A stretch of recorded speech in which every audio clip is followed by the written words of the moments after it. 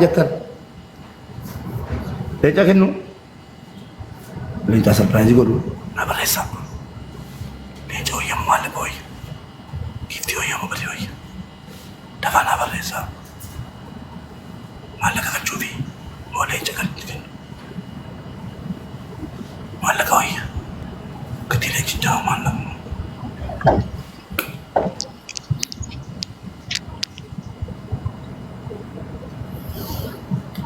Potensi barsiisaa turte. Jireenyi yuunivarsiitii keessaa ani 12tti waan kufee fi yuunivarsiitii galee qaxxitaa qabxiidhaan galee barachuu hin dandeenye. Erga Jimmaa yuunivarsiitiin qabxii gadi butee baasee kan hin fide qabxii 334 bara sanatti qabxii xiqqoo wayitiin kan hin kufe. Hin milkoofne utuma xiqqoo akkasana cinqamtuu hin boochee beektaa gaafa kufuu achiin utuma du'aa hin haqadhu bakka amanuman taa'atuman jedhuuni.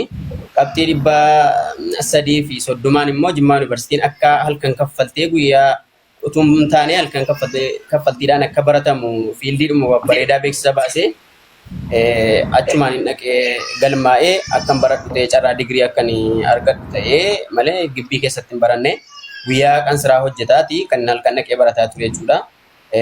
Qansiraa waan baay'ee hojjetaan ture Jimmaa keessatti. Gaafa sana saadha kootiin gaalana kasala kana dhaabii Jimmatti ergan galee hojiin hin dhabamu qansiraa hojjedheetanii waasii ergaa ofii kootiifis barumsa kaffaladhaan si tajaajiladhaan hojjetin jedhee dhaabbee turte ati koos jechuudha. Jireenyi yuunivarsiitii akkasuma ture nama harkaas liqeeffadhee guyyaan kaffaltii barumsaa ga'u kaffalaan ture namoota immoo baraa walitti dhufan gargaaraa turan jiru kan mana isaanii na teessisanii na barsiisaa turan jiru jechuudha. Akkasumatti hin dabarse inshaallah. Haati kee kasala baattee dugdatti baattee gurgurtee haqiiqaadhumaan si barsiisaa turte jechuudha.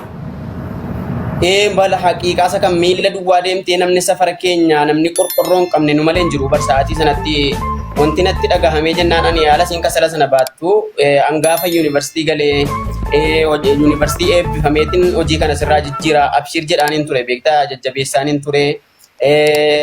Bakka kasala miila duwwaadha kan siin deemtu baay'ee namni safaraa namni kasala baatu jiru namni xiqqoodha namni safara keenya waan akkasii hojjetu isiin sadarkaa kanatti otuu ilmoo nu qabdu otuu maal taatu numa bayyanachiisuudhaaf miila duwwaadha kan isiin daqiiqaa 30 deemtee gurgurtu kasala tokko seetaa kasala lama faa baatti nu beeku. Allahu akbar. Mee bakka xumuranatti mee haadholii ibsime haadha akkamitti ibsitaati? Wallahi ani haadha akkan itti ibsu jechi haadhaaf ibsu hammanan ga'u hangaafa sana haadhotii ibsuudhaaf malee kan sana godhe beekamtii guddaa waa miidiyaa irratti qabaadheef miti beekamtiis barbaadeedhaaf miti haati jechattiin ibsamtuun qabdu bakka hangaafan kutaa 12 kufu sana boohicha siin booche sanatu na fuuldura dhufee jennaan guyyaa gaafa sana ati gaafa sana kasala baattee hin hafne ilmi kan namni danuun immoo namni natti gammade jira gaafa kufu namni natti qoose jira gubbaa sa'aatii isaa kasala baattu sana kufe namni naan jedhe baay'ee jira haati koo kun kasala baattus kasala maal taatus ilmi kee asitti hin hafne si milkaa'eeraadhaaf hin baadhe haadha wanti itti ibsan hin jiru isa hattaa hamman Jimmaan jiru jechuudha mana namaa dhaqxee kadhattee waa namatti fudhattee liqeeffattee illee shufeerii Jimma dhufutti naa kenniti katamaa dhaqxee beektaa adaraa kana itti naa kennaa jettee dhoskitee jechuudha birrii 200 birrii 300 hin boochi bakka gaafan itti dawwale waa nyaataa ofii jettee boochi haati waan itti ibsamtu qabdu yooma jannata namaa galtee jennaa wajjiniin jannata keessa teessee ibsite malee haadha wanti ibsanuun hin jiru lafa duniyaa kanarra muke. Galatoom ulfaadhu dhugaadha wallaahi ani tokko farattoon kan siin jedhu yoo jiraate baguma biyya duniyaarra jiraattee haati kee ati akkas jaallattu haati kee kasala miila duwwaa baattee miila duwwaa deemtee kasala lama faa baattee cinqamtee si guddifattee suni biyya duniyaarra jiraattee jennaan baguma guyyaa kana argitee isiinis baguma guyyaa kana argitee niyyaan kee gaa'onii kana offisuu fi bakka eebba keetii isii eebbisiisuu bakka kasala sana baachuu kana ergasumaatti yaaddemu waanuma gaafa sana yaa rabbi akkana godheen gaafa eebbifamu yoo ka carraa jiraadhe eebbifame isiinis jiraatte akkasiin godhettee yaadaa turte moo waan dingatume yeroo sana sitti dhufedha wantichi yaadichi. Qubaadhuma koo itti yaadaan ture beektaa bakka anan sodaadhe gidduudhaanii ani riipireezentaatiivii halaqaa ijoollee ta'ee waggaa 5 gibbii keessa hojjedheera. Pirezidaantota gurguddaadha wajjiniin walittiin dhufaa namni katamaa keessaa nan beekne hin jiru yeroo ramadaanaa illee masjiidan sagachiisaa ijoollee madrasaan qaraa isaa Asabaan ture eenyutti nimne hiriyaa koo nama tokkotti nimne akka haati koo kasala kana baattu akka jarri manaa cinqamanuu nam tokko namni itti madden jiru ilaa hanga gaafa sanaa jechuudha. Dos kadhee of keessa dhaabbadheetiin kansiraa waan an hojjedhu ijoolleen birrii hamman argadhu hin beekti. Birrii kana eessa keessaa naan jedhanii na gaafatu. Kolfeetu man inni isa an beektaa bicuu wayii irraa uffata bibbitadhee saamnaa uffata koo xibditti jedheen deemaa nan miiccadhaa kanaa jedhee namni narraan beeku. Isiidhaa ergaan ture gaafa wantichi sun gahuudhaa ka'u beekamtii akka kanaan qabaa anoo Haafizaa Ramadaana keessas naman sagachiisa madrasaan qaraa isa namni nan beekne hin jiru maal jedheen godhaa jedhee ka'eetiin isiinuu gaafa sana kasala baattee miilla sii duwwaa barre sa'aatii sanatti an Haafizaa alasis masjiiduma sagachiisaan kutaa torba barumsa addaan kuteeti kan inni kutaa 8 barachuu jedhee quraan haffazee biyyummaadhaani sa'aatiin quraan haffazee dhufu sanallee nama yeellaatu nama fuuldura dhaabbadhee katamaadhaa sagachiisutti dhadhee kasala gurgurattee galtii bar jennaan gaa isiinuu sa'aatii an Haafiza ta'e ummata katamaa sanaa sagachiisu anaaf jecha ana bakkaan ga'uuf jecha kasala sana baattee mana naman sagachiisu dhadhee gurgurtee beddeennaa bittee galtii an hadha beekamtiin koo haadha koona irraanfachiisuu hin qabu jedhee murteesseen halkan ijoolleetti muudhaa ka'eetan hiriyoota kootti waan akkasii wayii waan addaa wayii borgochuufanii maal wayya jechuun ka'een achumaan ijoolleen maanni nutti mennaan dhiisaan jedheen na dhowwuudhaaf waan ta'eef nan dhiisee booda alan gibbii keessa taa'aa dhaqu gaafa na babaa fudhee gibbii galu nan maraadhaa nan kurrifadhaa erga gaafa egziitii dabarfadhuuti alhamdulillah egziitii dabarfadheeraa nan iyyaa nan kurrifadhaa ijoolleen maaf akkana godhata mucaan jedhan gaa achumaan naannoo sa'aatii 5tti kan murteesse bakka 4:00 hanga sa'aatii 5 gidduutti raawwachuuf hin qabaa isiinuu gaafa sana an Haafiza ta'u wajjiniin miilla duwwaa deemtee katamaa fuuldura namaa dhaabbattee gurgurtee galtee guyyaa tokko kan hin irraanfanne keessaa anaa haayiskuuliidha iraftiidha gadi ijoolleen gadhiifamtee mana gara manaatti galaattu kasala lama baattee miilla duwwaa karaatti natti dhufte beektaa fuulleettiin argeyan zambeela wayii baattee kasala lama ofirratti baattee natti qorte bakka fuulleetti ijoolleen haayiskuulii gadhiifamuu argite fiigee dhaqee harkaa fuuchuudhaa ka'eetiin natti ulfaate bakka beekoo natti ulfaannaan isiinoo beekaan irraa gorte bor ijoolleen ilmoo koo kana tarabdii ilmoo koo kana arrabsiti waan ta'eef yoo natti dhufennaa irraa boreen bahaa jettee fiigee dhaqee harkaa fuudhee katamaadhaan gahuudhaa ka'een niyyaasii kana naabsuu jedheen dhiise. Isiinuu gaafa sana saayikoo koodhaa eeguu akka nanaa ta'aabdee an hadhaniyyuu isiidhaa yeella'aa gaafan jedhu murteessee hiriyaa koo tokkotti bilbilee amma sammaa kasala naa biti waan ta'e wayitiifanii maaliif jennaan na gaafatee na cinqinaan miiseejii barreessee fi waan akkana gochuu fi isiin akkasitti kasala baaftee sa'aatii kanaan nageesse isiin hin beektan waan ta'eef jedheetiin murteessee hiriyaan koo sunis achumaan galanni isaaf ta'u kasala biteenaa fideenaa qopheessee akkasitti ni raawwadhe malee nama tokkotti mee beeku jechuudha. Abshir bro. Haadha gammachiisuudhaaf hooma buchoosiitu ba'a argitanii. Haadha gammachiisuudhaaf hooma buchoosiitu ba'a. Si'ituu ta'e akkam. Utuu haati kee kasala lama baattee si barsiisuuf jecha kasala lama baattee dugdatti sitti dhufti maal taata? Sinii fanniisi. Si hiriyaa keetu wajjin deemaa jiru gibbii keessaa ba'ee mana barumsaa keessaa ba'ee si deemaa jiru uffattee shittoo dibattee dhiqattee si karaarra deemu haati kee immoo siif jecha kasala lama baattee yeroo sitti dhuftu maali ka jedhu isinumaa fanniise. Ati garuu galatoome rabbiin jazaa kee duniyaa akiraa siif haa kafalu barnoota hedduu namaaf kennite amma haalli jireenya keessanii immoo akkami? Alhamdulillah haalli jireenya keenyaa bareedaadha. Alhamdulillah dhaabaniiru hojii sana erga gaafa yuunivarsiitii darbuutii nan dhoowwe bakka beektaa otoo nan eebbifameetuma bakka tokko ga'ee jiran gargaaranii dhukkuban ta'anirra na duraa buutii jedhee obboleessa koo kadhadheetiin bakka atis kansiraadhuma hojjedhu sangaa namaallee dhaqaa fuudhaa qotaatii lafa namaallee keenyallee qaayyaa kutuu kennaati akkasumatti jiraachuu wayyaanu jalaa miidhamte jedhee jaruma ijoollee kadheetiin dhowwinaan dhiiftee turte. Alhamdulillah bareedaadha amma qorqorroo duraan hin qabnu ture utuman kutaa 12 baradhuu kansiraa wayii masjiiduma mana barumsaa deemtuudhuma sana bukkee waajjira paartii wayii jedheetti galee namoota an warra sanan hojjechiisan utuu qorqorroo birriitti kennannaan dhaqanii nuu bitanii dhufanii qorqorroollee adaamaadhumaa feessanii dhufanii nuu ijaaranii qorqorroos ijaarratteetti ituma citaa keessa dhimmuun cinqu amma garuu haalli isiin irra jirtu sangaas hin qabnu beektaa waan asirratti siyaasa'uun barbaanne beektee sangaallee ammallee hin qabdu waanuma ittiin qotatannu lafa amma tokko hin qabna. Sangaan qabdu jireenyi si ammuma fakkeenyaaf dhimmuu keessaa naa baateetti alhamdulillah mana qorqorroodhuma keessa naa teessee akka durii cannaqamaan jiru Biyaansi wanti immoo ittiin qotattee lafa kanaan tinaayettee isiin bicuusii namuma safararra waa nyaattu of dandeessi amma kanan jiru. Hojii sana garuu bakka nu jalaa cabaatta ga'an barbaadu ani gaafa rakkatti natti mi waan adda addaa hojjedheetiin si gargaara hinnaanuma dhiistetti. Ayyee atamma hojii qabdaare. Hojiin gallee ammallee abdiillee bakka chaalenjii dhuma wayiinsi jalqabsiisaa maatii keessa dhufee argeera akkaataan jireenyaa natti ulfaateera jedhee ture abdiin biizii dhuma ta'e bakka innis baadiyyaa amma ammaa deddeemaara walii dawwaluun dhiifne takkaanu manaa dawwalaara guyyaa tokko si jalqabsiisennaan maatii dhuma keessanaa haadhuma kee biyaansi waatta ta'e wayiitti goonee jennaan ati amma hojii galtutti amma hojii galtee gargaartutti siidhaan wamma tokko goonee jennaanii isiin achitti akka gargaaramtu si goona naan jedhaa ture ammallee hojii si ittuma jira. Amma tu akka hordoftoota kootitti ijoollee sheer godhame hundi keessanii sheer godhaa.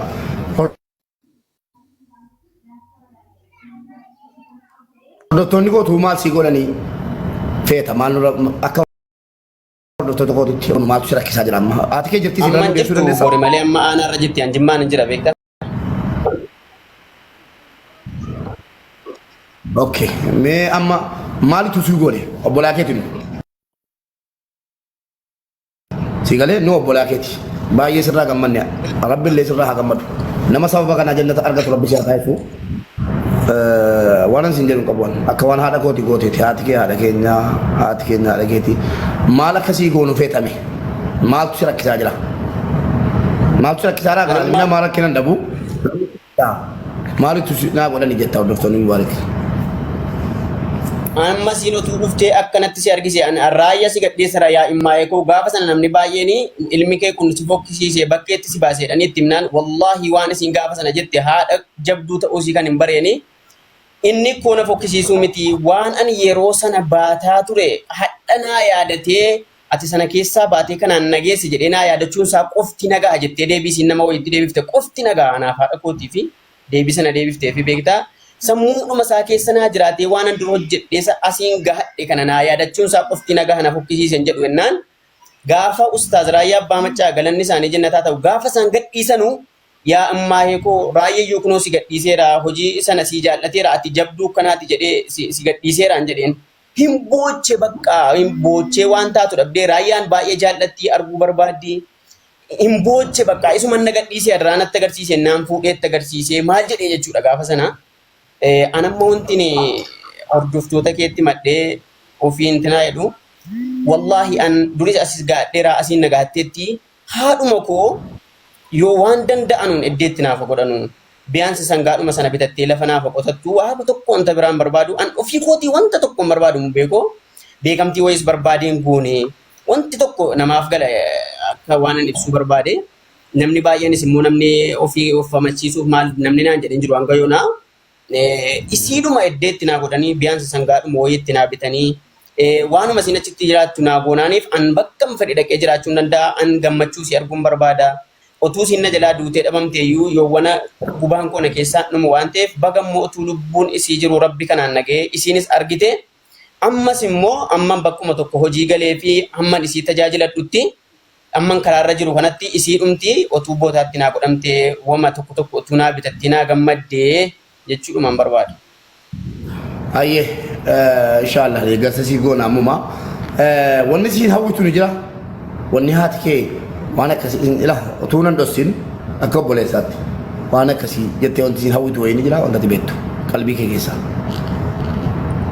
Amma karaa gabaabaa mu beekoo tokkoffaa anis waan ta'e irratti waraabeen ture harkisii kun beektaa bakka kan yeroo hunda natti dhaga'amu isanuu amma fakkeenyaaf namni harkisaa lamman yoo walitti dabalame quba kudhan ta'a miti yeroo tokko dhukkubsattee dhukkubni hamaa wahii qabeetuma akkana nuu cinqamtuu qoraattii wayii waraanee sababa harka mirgaasii kana quba isii xiqqoo kana waraanee jennaan mana hakimeetuun geessin birrii dhabamuudhaan turtee jennaan harkisii kun silaa asitti cita ture harkisii qubni isiin kun qofti irraa cittee amma yoo na quba afur kana malee hin qabdu kan na gubu alhamdulillah lubbuudhaan haftee yoo na geewuun si nagaha dhugaa sitti muudhaa fi waan dhoskuun qabu tokkoffaa algaa tokkorra ciifteen beektu wallaahi hamma yoonaa jechuudha gadi qabadhee an nama tokkotti ni maddu isiinis ni mattu namni ollaas hin beekaa abdiinis dheengadda laaleeraa takkaa algaarra ciifteen beektu yeebboodhumarra ciifti yooman algaa kanatti bitaa isiinis mana namaa dhaqxee yeroo eebba namaa dhaqxee namni deenyaan katamaallee dhaqxu wallaahi sammuusii keessa kana jira yaa misbaa koo bor gaafa hojii galtee jette barumsa naaf itti algaa naaf itti amman cannaqamin gaafan galiyaan nan booha bakka beektaa golgee taa'e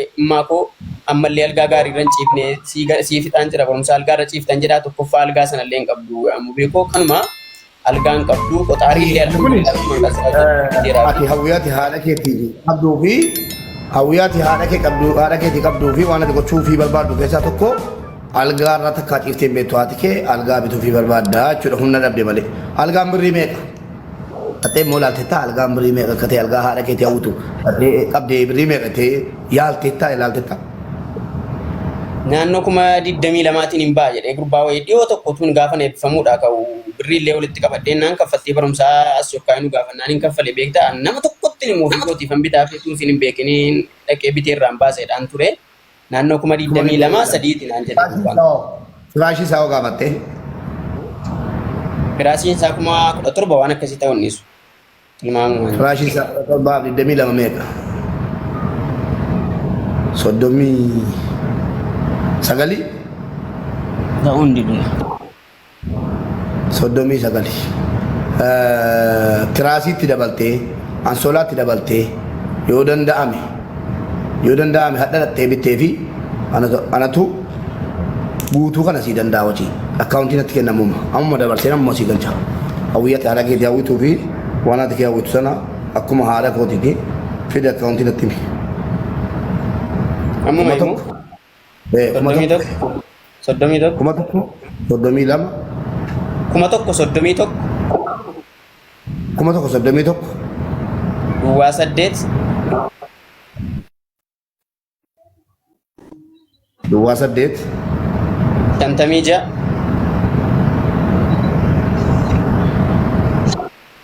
shantamii 6 18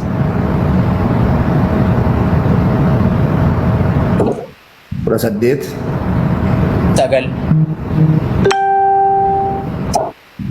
sagal kuma tokko soddomii tokko duwwaa 8 shantamii 6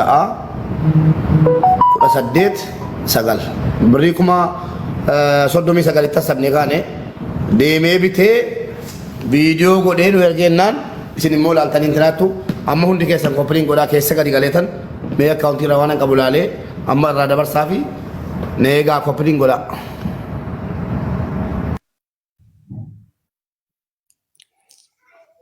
يا ربي الحمد لله رب العالمين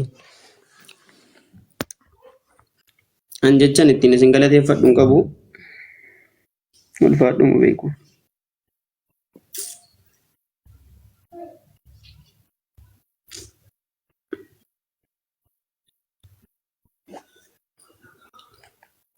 مبيكو يبدو سامي ربي كان جنة تاسي أقولو كيف أباكي سر رب من والله ربي جنة تاسي مزباي رداتي مكان مزباي رداتي ردا أبا مقاي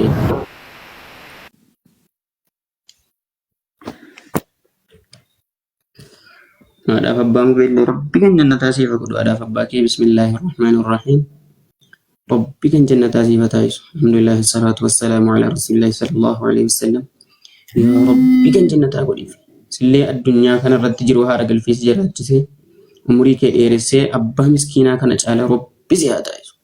Haadhaaf abbaa keetiin dhaqxee jannatatti wal arguu rabbi qooda kee haa godhu. Bismillaahi irrahmaani irrahiim. Meelaali akkaawuntii moobaayil baankingii qabdaa? Moobaayil baankingii qabdaa? Meelaali birriin galee kee ilaali meesuma irra taa'i.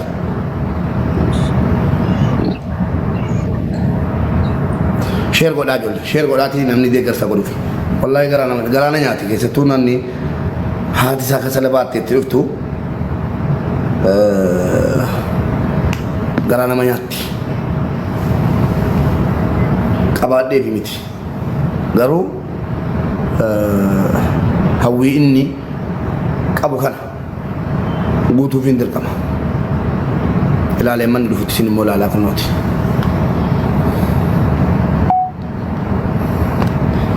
mani dhufutti jabaadhee isin agarsiisa.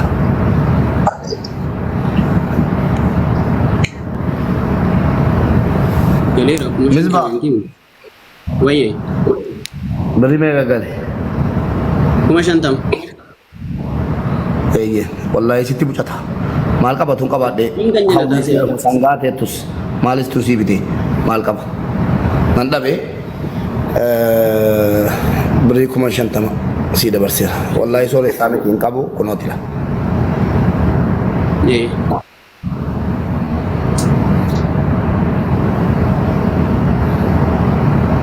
bikin jannata sih aku dulu. Amin amin amin. Doa kan dulu. Karena dulu doa sekarang dulu boleh wong Kenya, boleh sekenya gargaru berbadan, lakukan setor berbadan fadda tu bala account itu dah. Bikin jannata sih aku. Amin. Bikin jannata sih aku. Ada babako ti, aku Ada babake murab. Bikin jannata sih fata isu. Sababa sadak aketi kan Rabbi kabri si cafe jannata aku. Rabbi kabri si tisi fabadis. Jannata keessatti Rabbi walitti si haa qabu bismillah qabbana sadaqaa keetii kana nama dhaabatu Rabbi si haa taasisu addunyaa akhiraatti Rabbi si haa fuudhu Allahumma salli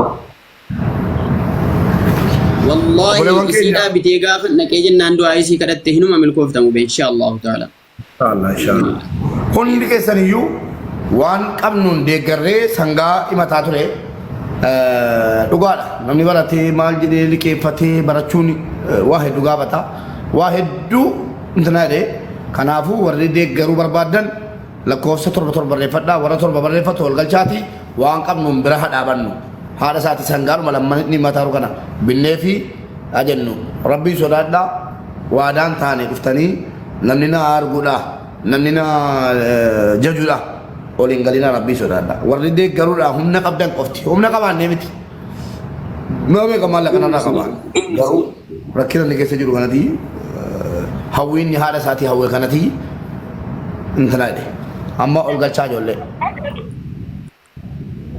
isi haa jaallatu ol galchaa warra torba barreeffataa ol galchaa torba warra barreeffataa ol galchaa sheer badhaammoo isi haa jaallatu jaalalladhumaan qabne Rabbi si haa jaallatu hordoftoota keellee Rabbi nama abbaa miskiinaa taasisu Rabbi siif haa taasisu hordoftoota sii kanne kanaan Rabbi si haa milkeessu Rabbi siif haa baay'isu sheer godhaa warri deeggaruu dandeessu sheer godhaa warri deeggaruu dandeessan immoo deeggaraanii ol galaati Rabbi si haa jaallatu السلام عليكم. warri deeggaruu dandeessu ni deeggaru waalaikum salaam wa rahmatullah والله باجي تكميرا سنة. السلام عليكم. Waalaikumsalam. Dabaree aan dubbataa deeqaa tokko dubbataa bu'aa. Kan di dabali. Mame. Oh mame Shah. Shah nu baliga. Dachee nu fenu jedhi yookiin. Oye mube. Accounti tokko wayi darraan badde. Ayyee silaa galchitee taa'ee beeka. Wallahi galcheera sila accounti tokko irraan badde. Okay, sittimu. Qoy kaa keessa galee naannatti hin ta'u. Keessa galate aan keessatti maati. Hundi keessanu. Wallahi silaa maameen galchitee dhufteetti. Okay, natti. Kuma tokko soddomii tokko. Miutii qabadhaa warri kaan. Soddomii tokko ittetta. Soddomii tokko duwwaa saddeet. السلام عليكم يا أخي. أخي مبارك. ميكا. شنتمي جاء. نما هنجتنا جتني مومبوسنا. بوليس. شنتمي جاء. لا لم نما بيني كلمة تاني جتنا بوليس. جتني مومبوسنا خلاص. شنتمي جاءته. Dibab saddeet tamii sagal tokko saddeet sagal. Okay.